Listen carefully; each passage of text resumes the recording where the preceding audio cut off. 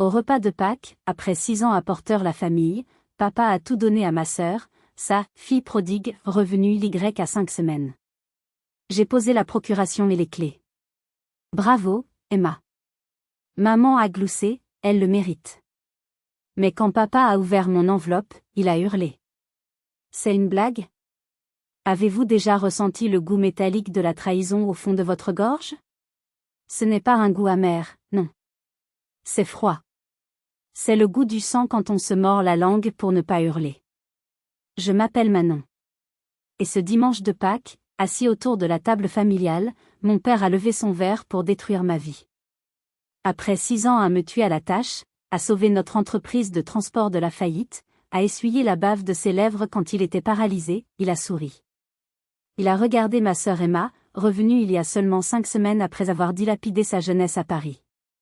Tout ceci, a-t-il dit en balayant la pièce du bras, tout l'empire du Mont, appartiendra à Emma. Ma mère a applaudi. Emma a souri comme un ange. Ils pensaient que j'allais pleurer. Ils pensaient que j'étais vaincue. Mais ce qu'ils ignoraient, c'est que dans mon sac à main, posé sur le parquet ciré, il y avait une enveloppe rouge. Et cette enveloppe allait transformer leur victoire en cendres. Restez avec moi, car ce qui va se passer ensuite est la raison pour laquelle il ne faut jamais, jamais sous-estimer celle qui reste dans l'ombre. Avant de vous raconter comment j'ai fait exploser ce dîner de famille, j'ai une question pour vous. Avez-vous déjà été celui ou celle qui donne tout, pour finalement être remplacé par le « favori » qui ne fait rien? Dites-moi dans les commentaires depuis quelle ville vous regardez cette vidéo et quelle heure il est chez vous. Je veux savoir combien nous sommes dans cette armée de l'ombre. L'atmosphère dans la salle à manger était étouffante, chargée de cette fausse cordialité que seules les familles bourgeoises de province savent maintenir. L'odeur du gigot d'agneau au romarin, cuit pendant 7 heures, emplissait la pièce, se mélangeant au parfum lourd et sucré d'Emma. Ma sœur. Elle était assise à la droite de mon père, resplendissante dans une robe blanche en lin qui coûtait probablement plus cher que le salaire mensuel de mes chauffeurs. Elle riait, la tête renversée en arrière, exposant son long cou gracieux, racontant ses aventures parisiennes imaginaires à un auditoire conquis d'avance. Moi? J'étais au bout de la table. Invisible. Je portais un tailleur pantalon gris, pratique, sans fioritures. Mes mains, posées à plat sur la nappe blanche, trahissaient ma réalité. J'avais encore de la graisse de moteur sous l'ongle du pouce gauche, un souvenir de la durite que j'avais dû remplacer moi-même ce matin à 6 heures sur le camion numéro 4, parce que le mécanicien de garde avait la grippe. Personne ne l'avait remarqué. Personne ne m'avait demandé pourquoi j'avais des cernes violets sous les yeux. Ce vin est exquis, papa, roucoula Emma en faisant tourner le côte rôti dans son verre en cristal. Il a du corps, comme les hommes de la région. Mon père, Gérard, rougit de plaisir. Il avait vieilli, certes, mais son ego était intact. Rien n'est trop beau pour le retour de ma princesse, dit-il. On a tué le veau gras, ou plutôt l'agneau.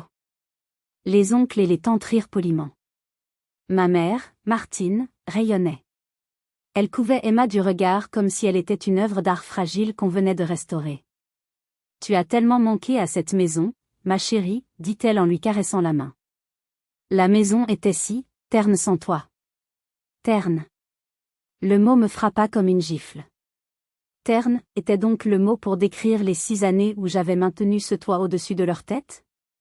Terne, c'était les nuits passées à l'hôpital à écouter le bip du moniteur cardiaque de mon père? Soudain, mon père se leva.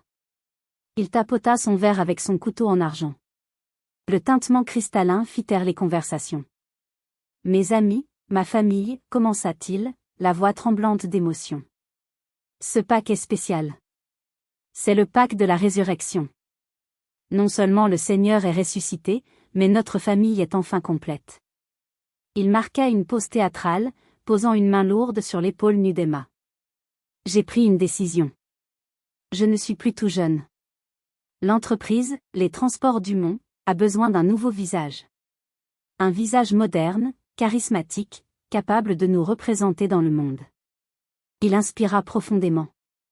C'est pourquoi, dès demain, je transfère la présidence et la totalité de mes parts à Emma. Elle a la vision qu'il nous faut. Le silence qui suivit dura 1 seconde, puis les applaudissements éclatèrent. Ma mère avait les larmes aux yeux. Bravo! Elle le mérite tellement, s'écria-t-elle. Je sentis mon sang se retirer de mes extrémités. Le froid m'envahit. Pas la tristesse, non. Une froideur absolue, clinique. Je regardais mon père.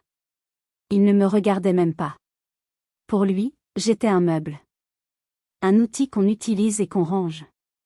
Et Manon, demanda timidement l'oncle Pierre, le seul qui semblait gêné.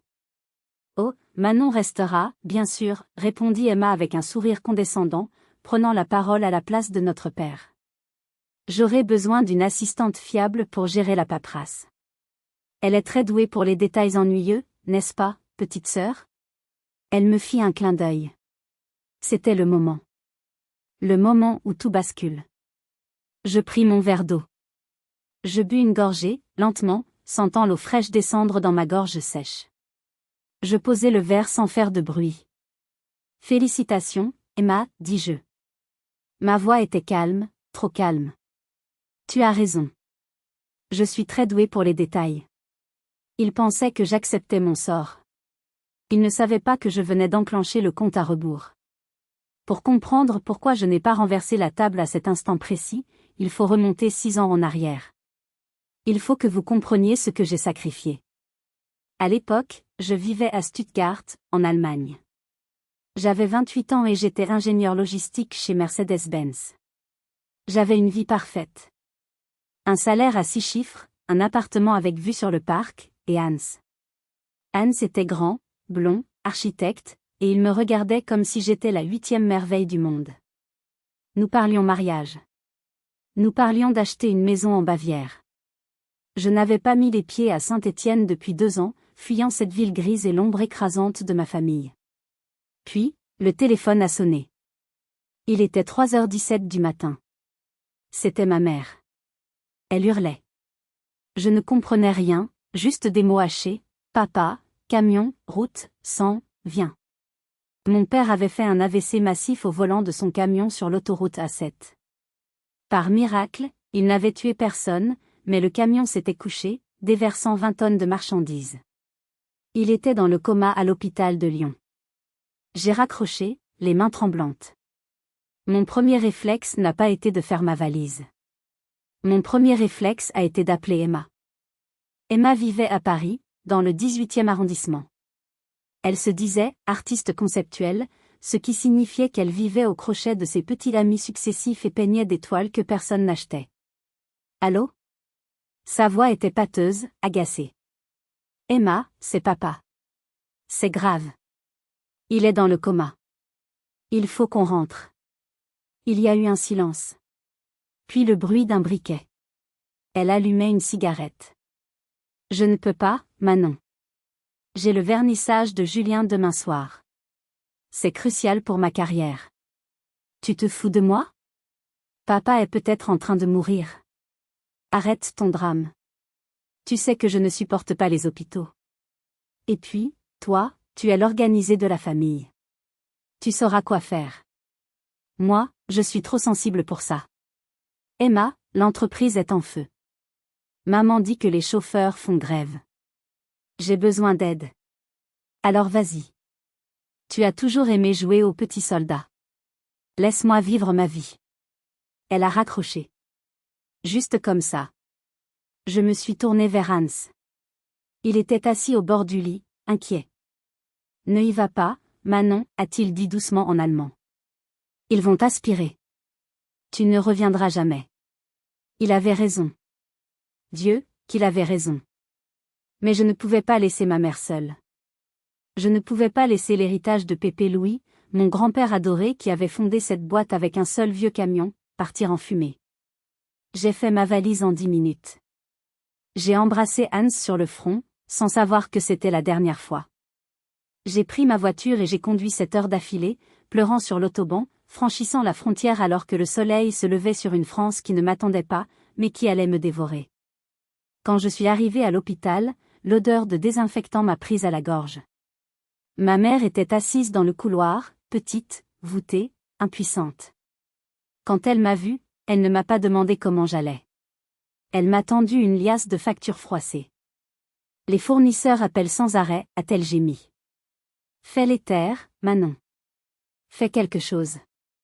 Et c'est ce que j'ai fait. J'ai troqué mes talons contre des bottes de sécurité. J'ai échangé mon avenir contre leur survie.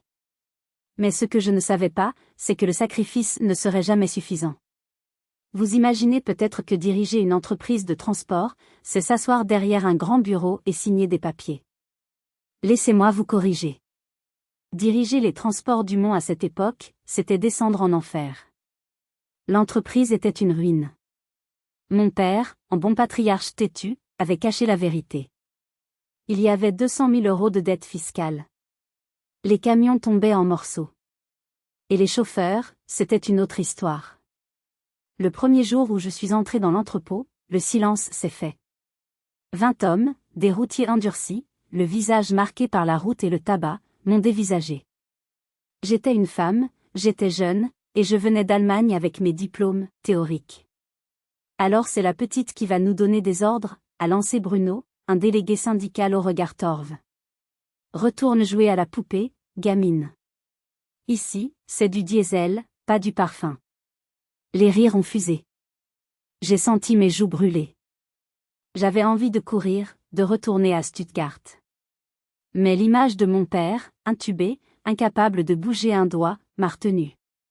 Je n'ai rien répondu. J'ai marché vers le camion de Bruno. J'ai ouvert le capot. Pépé Louis m'avait appris la mécanique tous les étés quand j'étais gamine, pendant que Emma faisait de la danse classique. Ton joint de culasse est mort, Bruno, ai-je dit froidement. Et tes pneus avant sont lisses. Si tu roules comme ça, tu es un danger public.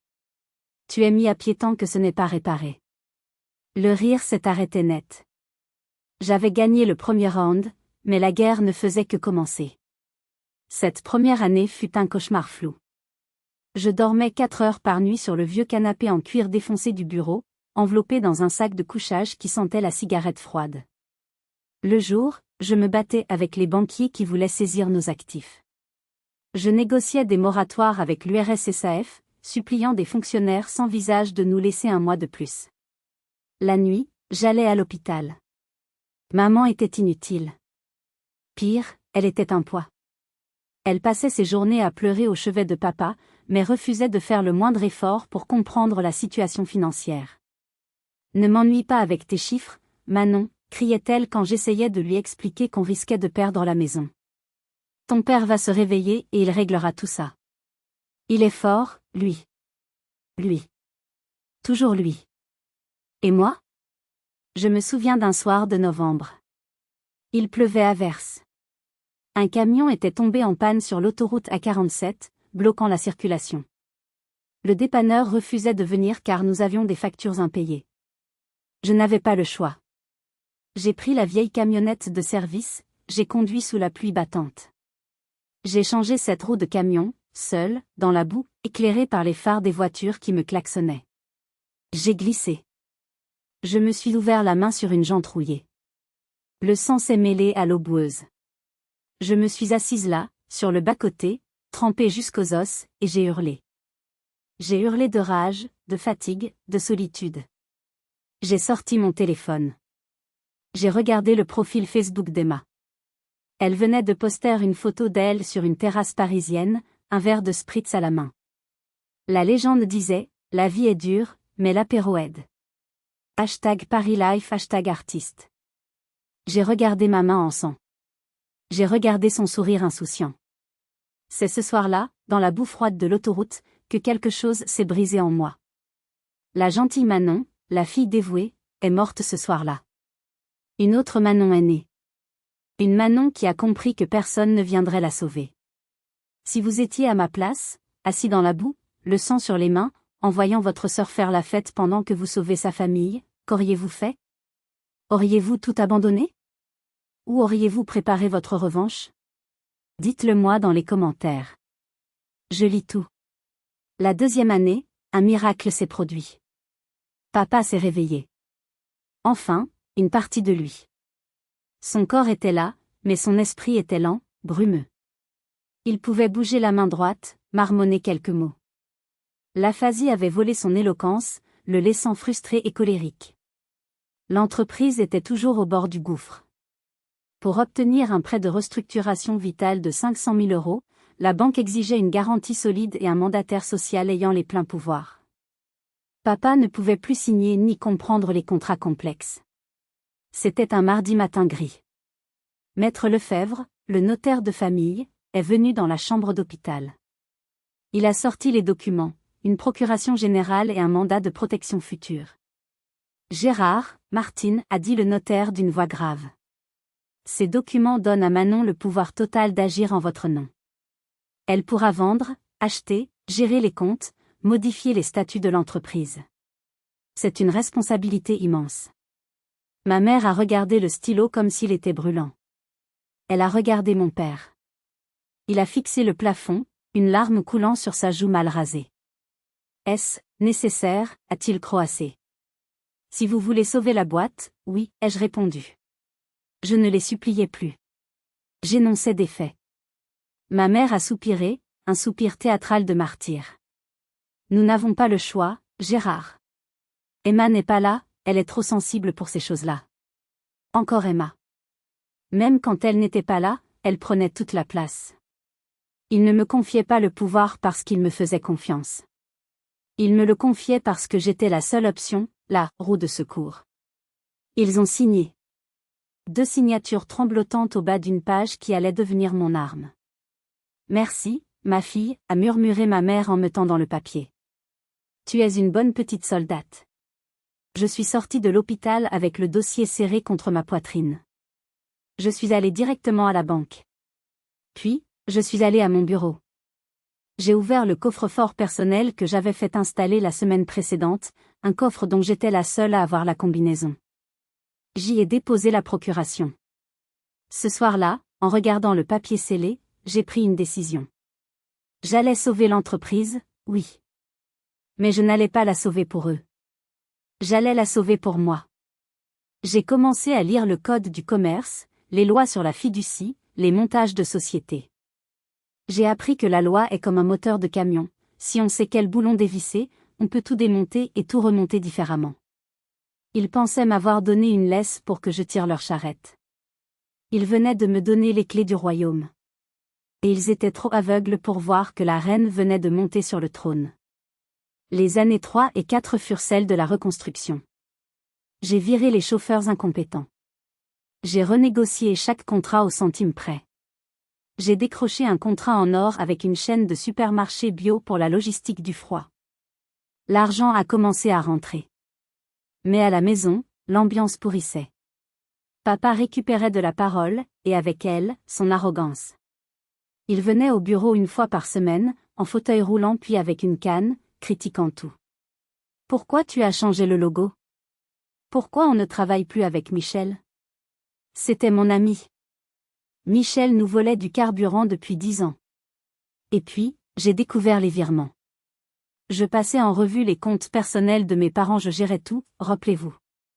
J'ai vu des retraits réguliers, 500 euros, 800 euros, 1000 euros. Libellé, aide-eux. Aide-eux. Emma. J'ai confronté ma mère dans la cuisine. Maman, tu envoies de l'argent à Emma? Avec quoi? C'est l'argent que je verse sur votre compte pour vos médicaments. Ma mère a levé le menton, défiante. Ta sœur a des difficultés à Paris.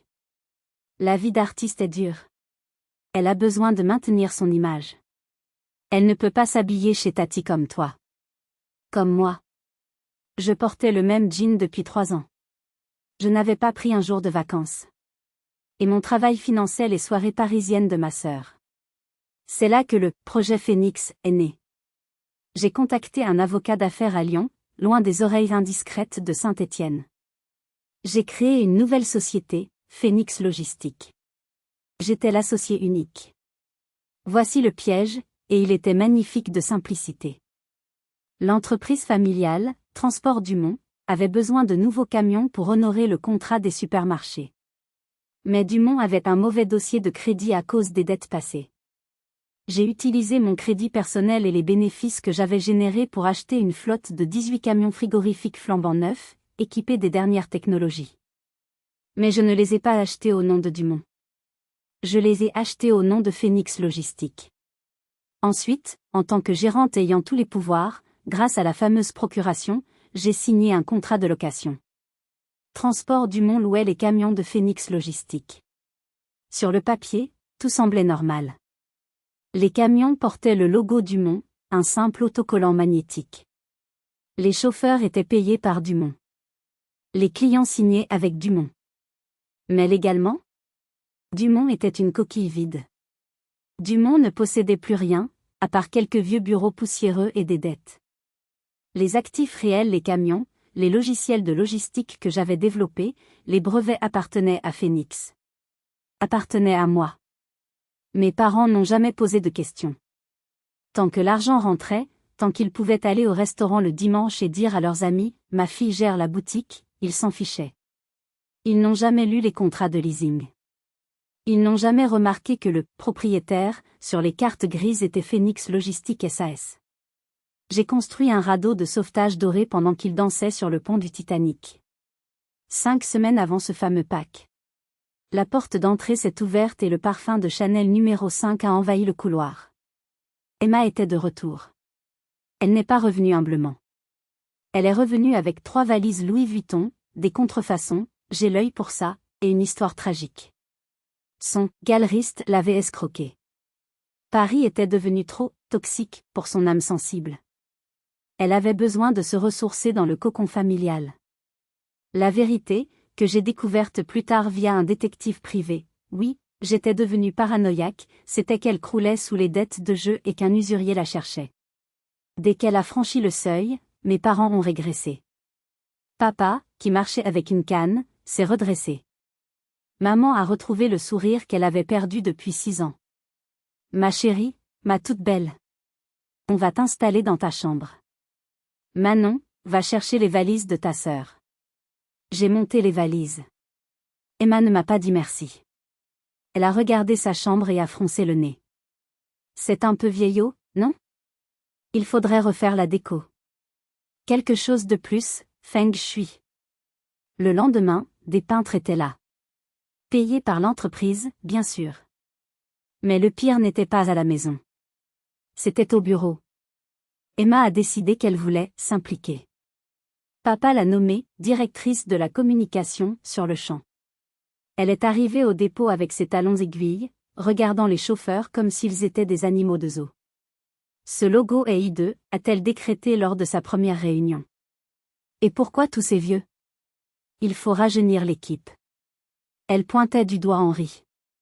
Henri avait 58 ans. C'était mon premier allié, le chauffeur qui m'avait défendu contre les autres au début. Il était le meilleur conducteur de la flotte. Henri sent le tabac froid, a dit Emma à mon père le soir même. Ça donne une mauvaise image de marque. Tu as raison, ma princesse, a répondu mon père. Manon, vire Henri. J'ai lâché ma fourchette. Quoi? Henri est notre meilleur élément. Il n'a jamais eu un accident en 30 ans. Il est vieux jeu, a coupé Emma. On veut une entreprise dynamique, digitale. Allez, Manon, ne sois pas si sentimentale. C'est le business. Mon père a tapé du poing sur la table. Fais ce que ta sœur dit. Elle a un instinct pour ces choses-là. Le lendemain, j'ai convoqué Henri dans mon bureau. Il avait les larmes aux yeux. Il pensait que j'allais le jeter comme un vieux chiffon. J'ai fermé la porte à clé. J'ai baissé les stores. Henri, ai-je chuchoté. Je vais te licencier des transports Dumont. Tu vas toucher tes indemnités complètes. Il a baissé la tête. Attends, ai-je continué. Voici un nouveau contrat. Tu commences lundi. Meilleur salaire, meilleur horaire. Il a regardé l'entête du papier. Phoenix Logistique. C'est quoi ça, patronne? J'ai posé un doigt sur mes lèvres. C'est l'avenir, Henri. Fais-moi confiance. Mais pour l'instant, tu joues le jeu. Tu pars en colère. Henri a souri. Un sourire de complice. Il a quitté le bureau en hurlant pour la forme, insultant Emma au passage, ce qui a ravi ma sœur. Tu vois, m'a-t-elle dit. C'était une pomme pourrie. Elle ne savait pas qu'elle venait de m'aider à transférer mon meilleur atout vers mon arche de Noé. 3 jours avant Pâques. Le jeudi saint. L'atmosphère était électrique. Mes parents m'ont convoqué dans le salon, formel, celui qu'on n'utilise que pour les grandes annonces ou les enterrements. Emma était là, assise dans le fauteuil Voltaire de grand-père, les jambes croisées, un sourire satisfait aux lèvres. « Assieds-toi, Manon », a dit mon père. Il avait l'air solennel. Maman évitait mon regard, triturant un mouchoir en dentelle. « Nous avons beaucoup réfléchi », a commencé papa. Depuis le retour d'Emma, l'énergie a changé. On sent un nouveau souffle. Le seul souffle que je sentais était celui de l'argent qui s'évaporait en dépenses inutiles pour la déco d'Emma. J'ai décidé de prendre ma retraite officielle ce dimanche, a-t-il poursuivi. Et j'ai décidé de passer le flambeau. Mon cœur a battu un peu plus vite, par réflexe stupide d'espoir. Peut-être allait-il enfin reconnaître mon travail ? Emma sera la nouvelle présidente directrice générale des Transports du Mont. Le temps s'est arrêté. J'ai regardé Emma. Elle n'avait jamais rempli un bon de commande. Elle ne savait pas faire la différence entre un camion porteur et un semi-remorque. Emma, ai-je répété, ma voix blanche. Papa, Emma ne connaît rien au métier.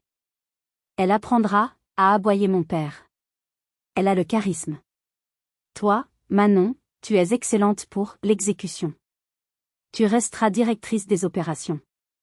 Tu seras son bras droit.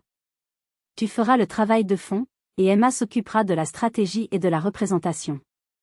C'est un duo parfait. Un duo, ai-je ri, un rire nerveux, sans joie. Tu veux dire que je continue à tout faire pendant qu'elle prend le salaire et la gloire ? Ne sois pas jalouse, a crié ma mère. C'est ta sœur aînée. C'est la tradition. Et puis, soyons honnêtes Manon, tu n'as pas l'étoffe d'une patronne.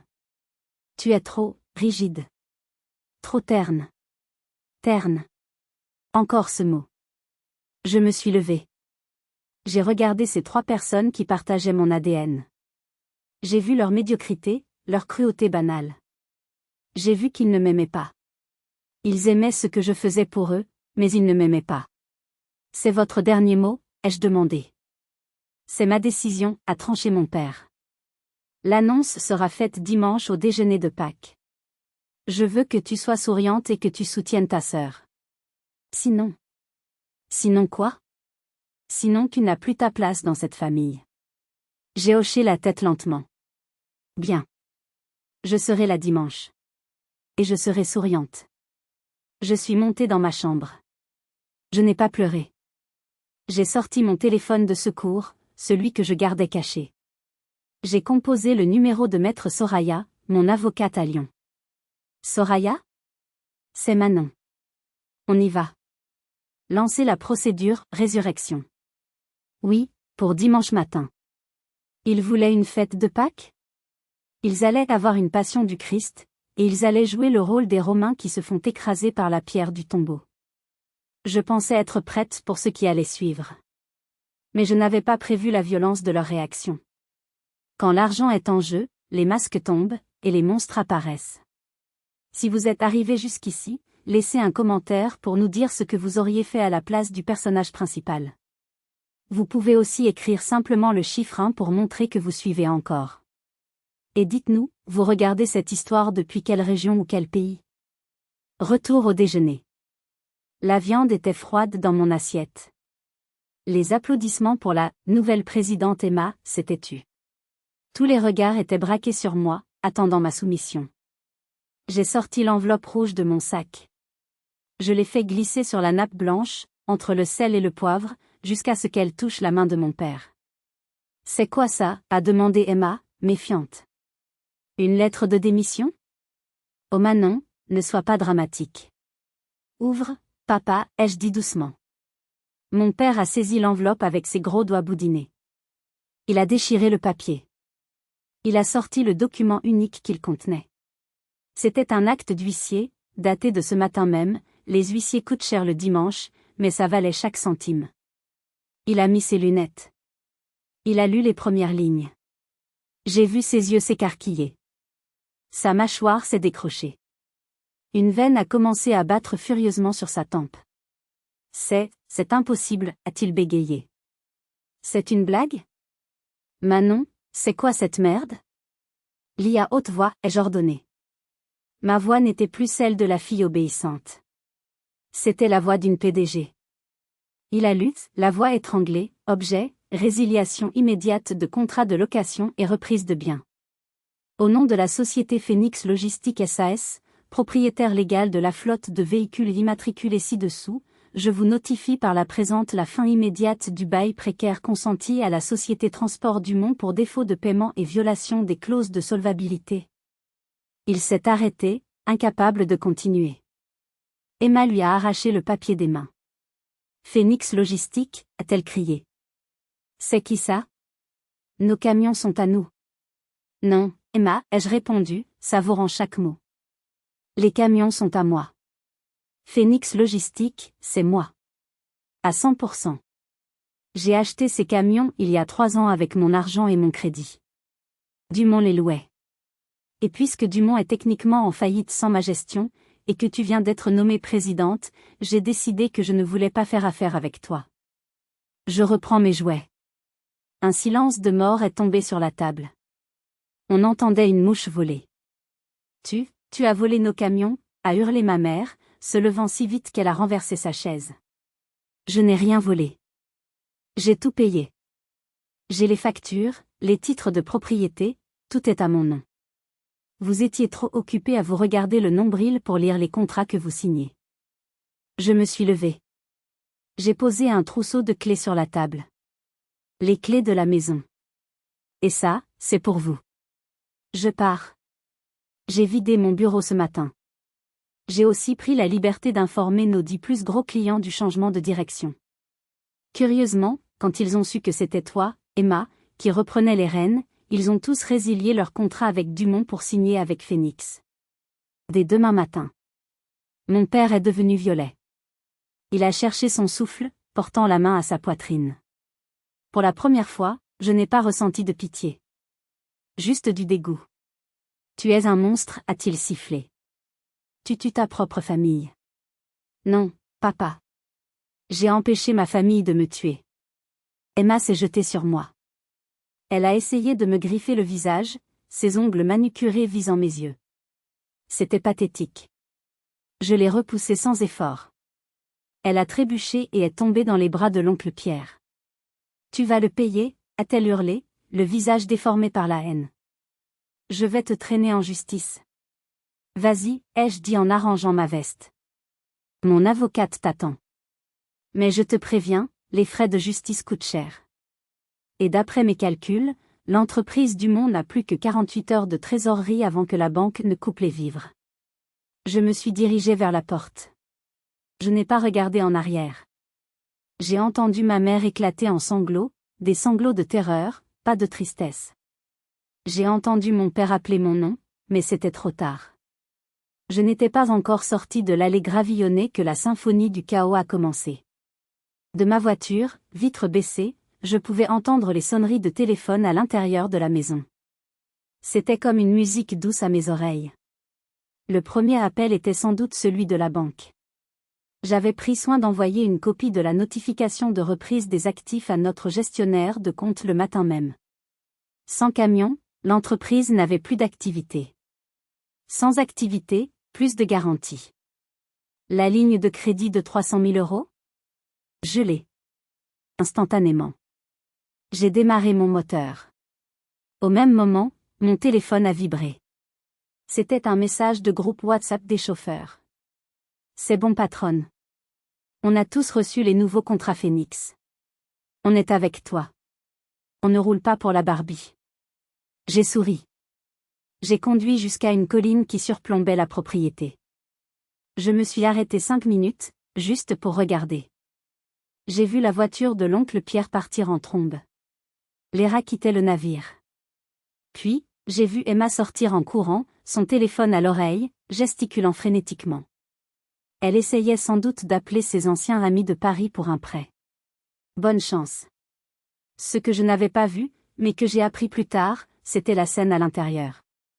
Mon père a essayé d'appeler le préfet, pensant que ses vieilles relations pourraient le sauver. Le préfet ne lui a pas répondu. Ma mère a essayé d'appeler les fournisseurs pour les supplier de ne pas livrer lundi. Trop tard. Et Emma? Emma a fait ce qu'elle sait faire de mieux. Elle a commencé à piller. Elle a fourré l'argenterie dans son sac à main. Elle a pris les bijoux de maman. Elle a essayé de transférer le peu d'argent qui restait sur le compte de l'entreprise vers son compte personnel, mais l'accès était déjà bloqué par la banque pour « mouvement suspect ». C'était l'effondrement total. Un château de cartes qui tombe parce qu'on a retiré la seule carte qui tenait tout, moi. En roulant vers mon nouvel appartement à Lyon, un pantouse que j'avais acheté 6 mois plus tôt sans rien leur dire, je me suis sentie légère. D'une légèreté effrayante. Je n'avais plus de parents. Je n'avais plus de sœur. J'étais orpheline par choix. Mon téléphone a sonné. C'était papa. Je l'ai laissé sonner. 1 fois. 2 fois. 10 fois. Puis j'ai bloqué le numéro. J'ai bloqué maman. J'ai bloqué Emma. Ce soir-là, seule dans mon appartement vide, j'ai commandé une pizza. C'était le meilleur repas de ma vie. Pas de gigot d'agneau, pas de vin cher. Juste le goût de la liberté. Mais au fond de moi, une petite voix me disait, ce n'est pas fini. Ils ne vont pas se laisser faire. Les bêtes blessées sont les plus dangereuses. 1 semaine plus tard. Le désastre était consommé. Les transports du Mont étaient officiellement en cessation de paiement. Le tribunal de commerce avait nommé un liquidateur judiciaire. Je travaillais dans mes nouveaux bureaux de Phoenix Logistique, une ruche moderne et lumineuse en périphérie de Lyon. Henri était là, fier dans son nouvel uniforme, buvant un café. L'ambiance était studieuse et joyeuse. La secrétaire m'a appelé. Madame Dumont? Il y a un monsieur à l'accueil. Il dit qu'il est votre père. Il insiste. J'ai hésité. J'aurais pu appeler la sécurité. Mais je voulais voir.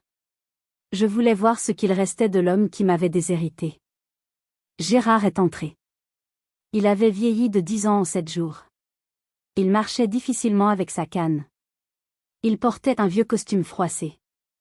L'arrogance avait disparu, remplacée par une peur primitive. Manon, a-t-il dit, la voix brisée. Il n'a pas crié. Il s'est effondré sur la chaise en face de moi. Ils vont prendre la maison, a-t-il chuchoté. La banque, ils ont hypothéqué la maison pour couvrir les dettes de l'entreprise. Ta mère ne cesse de pleurer. Je l'ai regardée sans ciller. Je t'avais prévenu, papa. Je t'avais dit qu'Emma allait tout couler. Tu ne m'as pas écouté. C'est ta sœur, a-t-il pleurniché. Elle a fait des erreurs, oui. Mais toi, tu as tout prémédité. Tu nous as piégés. Je vous ai protégé pendant 6 ans, ai-je répondu sèchement. Et vous m'avez craché dessus.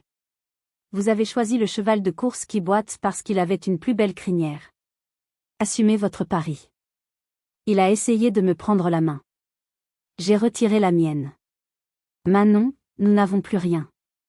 Ta mère a besoin de ses traitements. Emma est partie. Elle a disparu dès que les huissiers sont arrivés. Bien sûr. Emma. Le rat avait quitté le navire en premier, laissant les vieux capitaines couler. Je ne suis pas une banque, papa. Et je ne suis plus votre fille. Je suis une concurrente qui a gagné. Il m'a regardé avec haine. Tu es sans cœur. Tu mourras seul. Mieux vaut être seul que mal accompagné, ai-je répliqué. J'ai ouvert mon tiroir. J'ai sorti un dossier bleu. Cependant, ai-je dit, parce que je porte le nom de Pépé Louis et que je respecte sa mémoire, je ne vous laisserai pas à la rue. J'ai glissé le dossier vers lui. C'est une place dans une résidence senior à Saint-Étienne. C'est payé pour 1 an. Après ça, vous devrez vivre avec vos retraites. C'est petit, mais c'est propre. C'est tout ce que vous aurez de moi. Il a regardé le dossier comme si c'était une insulte. Mais il l'a pris. Il n'avait pas le choix. Il s'est levé, tremblant. Arrivé à la porte, il s'est retourné. Je regrette le jour où tu es né, a-t-il dit. Moi aussi, papa, ai-je répondu. Mais aujourd'hui, je suis enfin né pour moi-même. Il est sorti. J'ai regardé la porte se fermer. J'ai senti une larme, une seule, couler sur ma joue. Je l'ai essuyée rageusement. C'était la dernière larme pour eux. 6 mois ont passé. L'été a laissé place à l'automne. Les feuilles rouges recouvrent les routes que mes camions sillonnent à travers l'Europe. La justice, la vraie, celle du karma, a frappé fort. La maison familiale, celle où j'avais grandi, a été vendue aux enchères judiciaires. C'est un couple de dentistes qui l'a achetée. Ils ont abattu les vieux chênes pour faire une piscine. Ça m'a fait un pincement au cœur, mais c'était nécessaire. Il fallait raser le passé. Mes parents vivent dans la résidence senior que j'ai payée. Je ne vais pas les voir. L'infirmière chef m'appelle parfois pour me donner des nouvelles. Elle me dit qu'ils passent leur journée à se plaindre à qui veut l'entendre de leur fille ingrate qui leur a tout volé. Les autres résidents les évitent car ils sont aigris et toxiques. Ils sont prisonniers de leur propre rancœur. C'est leur punition. Et Emma? Ah, Emma. Elle a été retrouvée par la police à Nice. Elle essayait de passer la frontière italienne avec une voiture volée et des chèques falsifiés au nom de l'entreprise, des chèques qui étaient en bois, évidemment. Elle n'est pas allée en prison, son avocat a plaidé la détresse psychologique. Elle a écopé de travaux d'intérêt général et d'une mise à l'épreuve. La dernière fois que j'ai entendu parler d'elle, c'était par Henri. Il livrait une cargaison à un hypermarché discount en banlieue de Lyon. Il est passé à la caisse. La caissière avait des cheveux blonds mal teints, le visage tiré, les ongles écaillés. Elle portait un gilet synthétique bon marché. C'était Emma. Henri m'a dit qu'elle n'a pas osé lever les yeux quand elle a scanné sa canette de soda. Elle a vu le logo, Phoenix Logistique, brodé sur la veste d'Henri. Elle a vu le camion garé dehors, brillant, puissant. Elle travaille maintenant pour le salaire minimum, scannant des boîtes de conserve pour des gens qu'elle méprisait autrefois. Elle vit dans un studio HLM. Ses amis artistes l'ont abandonnée dès qu'elle n'a plus eu d'argent pour payer le champagne. Parfois, je me demande si je devrais aller la voir. Juste pour passer à sa caisse, acheter un paquet de mouchoirs, et lui laisser un pourboire. Mais non. Ce serait cruel. Et je ne suis pas cruel. Je suis juste. Phoenix Logistique a doublé son chiffre d'affaires. J'ai 40 employés. Je connais le prénom de chacun. Nous faisons des barbecues le vendredi. C'est la famille que j'ai choisie. Hier, je suis allée au cimetière. J'ai posé un bouquet de bruyère sur la tombe de Pépé Louis. Tu vois, Pépé, ai-je murmuré. Je n'ai pas laissé couler la boîte. J'ai juste changé le chauffeur. Le vent a bruissé dans les arbres. J'ai pris ça pour une approbation. Je suis assise dans mon camion. Oui, j'ai passé mon permis poids lourd. Parfois, le week-end, je prends un chargement et je roule. Juste moi et la route. Je suis garée sur une aire de repos qui surplombe la vallée du Rhône. Le soleil se couche, peignant le ciel de couleur feu et or. C'est magnifique. Je mange un sandwich triangle, le même genre que je mangeais quand je pleurais de fatigue il y a 6 ans. Mais celui-ci a un goût différent. Il a le goût de la victoire. On nous apprend depuis l'enfance que la famille est sacrée. Qu'il faut tout pardonner, tout accepter au nom du sang. C'est un mensonge. Le sang ne vous oblige pas à accepter l'abus. Le sang ne vous oblige pas à vous immoler pour réchauffer ceux qui ne vous aiment pas. J'ai perdu mes parents. J'ai perdu ma sœur. Mais je me suis trouvée. Je ne suis plus la petite Manon terne. Je suis Manon Dumont, fondatrice de Phoenix. Je suis celle qui a survécu au feu. À vous qui m'écoutez, peut-être êtes-vous la Manon de votre famille. Peut-être êtes-vous celle qui fait tout le travail pendant que le Golden Child reçoit toutes les louanges. Peut-être attendez-vous qu'ils changent, qu'ils vous disent enfin « merci ». Ils ne le feront pas. N'attendez pas qu'ils vous donnent les clés. Forgez vos propres clés. Construisez votre propre château. Et quand ils viendront frapper à votre porte quand il pleuvra, n'ayez pas peur de laisser la porte fermée. La vengeance n'est pas de leur faire du mal. La vengeance, c'est de réussir sans eux. Et croyez-moi, c'est la meilleure sensation du monde. Voilà mon histoire. C'était dur de la raconter, mais je devais le faire. Si cette histoire a résonné en vous, s'il vous plaît, cliquez sur « J'aime ». Partagez cette vidéo avec quelqu'un qui a besoin d'entendre qu'il a le droit de dire « non » à sa famille toxique. Et surtout, abonnez-vous à la chaîne pour ne jamais manquer une histoire de justice. Je suis Manon, et je vous souhaite de trouver votre propre route. À bientôt.